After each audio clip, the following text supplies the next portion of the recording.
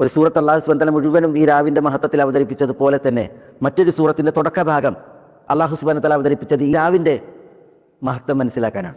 ഹാമീം വൽ കിതാബിൽ മുബീൻ, സൂറത്ത് ദുഖാൻ്റെ തുടക്കം.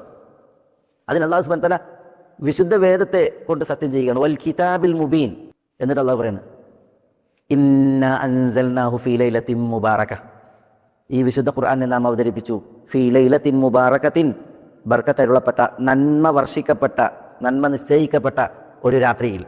വിശുദ്ധ ഖുർആന്റെ അവതരണത്തിന് തുടക്കം കുറിച്ച രാവിനെ കുറിച്ചാണ് പറയുന്നത്. അത് ലൈലത്തുൽ ഖദറിലാണ്. ഫീ ലൈലത്തിൻ മുബാറകത്തിൻ എന്നാണ് അല്ലാഹു സുബ്ഹാനഹു വ തആല പറഞ്ഞത്.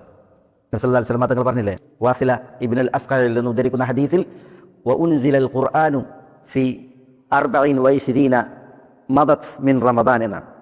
റമദാനിൽ നിന്ന് 24 നാളുകൾ കഴിഞ്ഞപ്പോൾ എന്നാണ് 25-ാം രാവിൽ വിശുദ്ധ ഖുർആൻ അവതരിപ്പിക്കപ്പെട്ടു എന്നുള്ളതാണ്.